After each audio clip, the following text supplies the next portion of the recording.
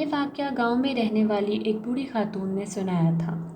جب پاکستان اور ہندوستان الگ الگ ملک بن گئے تو بہت سے ہندو خاندان پاکستان چھوڑ کر ہندوستان چلے گئے اور اسی طرح بہت سے مسلمان ہندوستان سے پاکستان ہجرت کر کے آ گئے اور یہاں آ کر آباد ہو گئے۔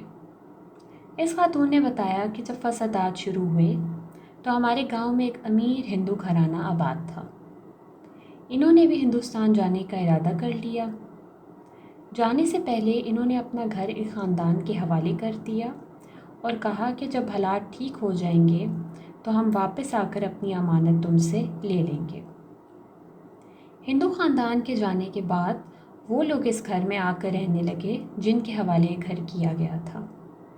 گھر کافی بڑا تھا، بہت سے کمرے تھے اور لمبے لمبے برآمدے تھے۔ جو لوگ اس حویلی میں رہنے لگے ان کے 3 بچے تھے، 2 بیٹیاں اور 1 بیٹا۔ وہ تینوں بہن بھائی ایک ہی کمرے میں سوتے تھے۔ ایک رات وہ سب سو رہے تھے کہ اچانک چھوٹی لڑکی کی آنکھ کھل گئی۔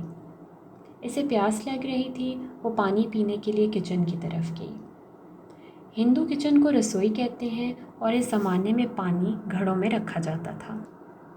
جب وہ گھڑوں کی طرف بڑھی تو اس نے دیکھا کہ اس کے ابو بھی پانی پی رہے ہیں، لیکن اندھیرے کی وجہ سے وہ ان کی شکل نہ دیکھ سکی۔ اس نے کوئی خاص توجہ نہ دی اور پانی ڈال کر پینے لگی۔ اتنی دیر تک اس کے ابو پانی پی کر جا چکے تھے اور وہ بھی پانی پی کر واپس اپنے کمرے میں آ کر سو گئی۔ صبح جب سب گھر والے ناشتہ کر رہے تھے تو اس کے ابو نے کہا کہ سب بچے غور سے سن لیں کہ کوئی شور شرابہ نہ کرے۔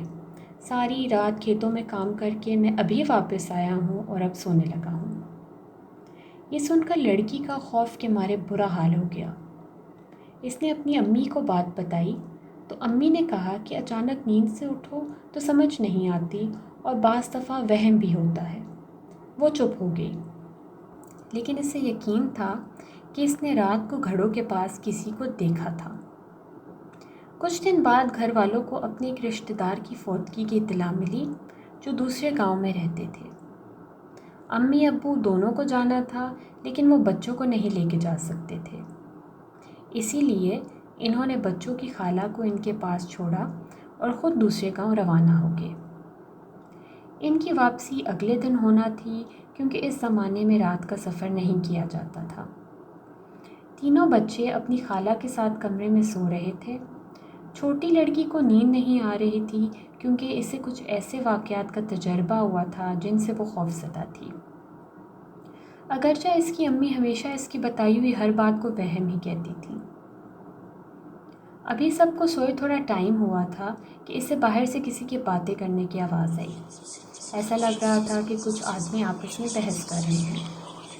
اس نے اٹھ کر اپنی بہن کو جگانے کی کوشش کی مگر وہ نہ جاگی اور اس کو بھی ڈانٹ دیا کہ شور نہ کرے اور سو جائے۔ خیر آوازیں مسلسل آ رہی تھیں۔ اس نے اٹھ کر کمرے کا دروازہ کھولا اور باہر جھانکا۔ کمرے کے آگے جو برآمدہ تھا اس کے آخری سرے پر 2 لوگ تھے۔ وہ اونچی آواز میں بات چیت کر رہے تھے۔ اچانک وہ دونوں باتیں کرتے کرتے اس کمرے کی طرف آنے لگے جس کے دروازے میں لڑکی کھڑی تھی۔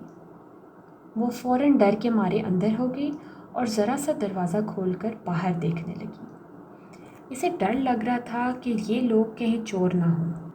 خیر جیسے ہی وہ دونوں کمرے کے پاس آئے تو چاند کی روشنی میں اس لڑکی کو ان کی شکلیں نظر آئیں۔ وہ حیران رہ گئی کیونکہ وہ دونوں اس گھر کے ہندو مالک کے بیٹے تھے۔ دونوں کی عمروں میں زیادہ فرق نہیں تھا اور وہ ایک جیسے ہی لگتے تھے۔ اسے سمجھ نہ آئی کہ یہ کب آئے ہیں۔ خیر وہ جلدی سے آ کر بستر پر لیٹ گئی اور سوچنے لگی کہ صبح پتہ لگ جائے گا کہ یہ کب آئے ہیں۔ صبح بچوں کے والدین فوتگی سے واپس آ گئے۔ اس لڑکی نے اپنی امی کو یہ بات بتائی تو اس کی امی نے کہا کہ تم تو دن بدن پاگل ہی ہوتی جا رہی ہو اور پتہ نہیں کون سی باتیں کرتی رہتی ہو۔ اب سے تمہیں میں اپنے ساتھ سلاؤں گی۔ خیر بات آئی گئی ہوگی۔ کچھ عرصے کے بعد جب حالات کچھ بہتر ہوئے تو ایک دن اس گھر کا ہندو مالک اور اس کی بیوی واپس آئے۔ انہوں نے بتایا کہ وہ اب ہندوستان میں ہی رہیں گے اور وہ اپنا سامان وغیرہ لینے کے لیے آئے ہیں۔ امی نے ان سے ان کے بچوں کے بارے میں پوچھا تو انہوں نے بتایا کہ یہاں سے جانے کے کچھ عرصے بعد ان کے دونوں بیٹے ایک وبائی مرض کا شکار ہو کر فوت ہو گئے تھے۔ یہ سن کر ہم سب بہت دکھی ہو گئے۔ پھر وہ لوگ اپنا سامان لے کر روانہ ہو گئے۔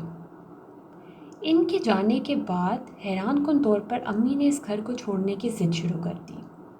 سب بچے اور والد حیران تھے کہ ایسا کیا ہو گیا ہے، مگر آخر سب امی کی ضد کے سامنے بے بس ہو گئے اور واپس اپنے پرانے گھر میں آ کر رہنے لگے۔ کچھ عرصے کے بعد بچوں نے ضد کی اور اپنی والدہ سے پوچھا کہ وہ اس گھر کو کیوں چھوڑ کر آ گئی۔ ان کی والدہ نے بتایا کہ میں اپنی بیٹی کی بات تو ٹال دیتی تھی، مگر میں نے تم لوگوں کو نہیں بتایا کہ مجھے ہندو مالک کے دونوں بیٹے اکثر گھر میں نظر آتے تھے۔ پہلے تو میں وہم سمجھتی رہی، مگر جب پتہ چلا کہ وہ دونوں فوت ہو چکے ہیں تو مجھے یقین ہوا کہ میری بیٹی صحیح کہتی تھی۔ Hi everyone, I hope you enjoyed the story. Don't forget to like, subscribe and share. Until then, bye.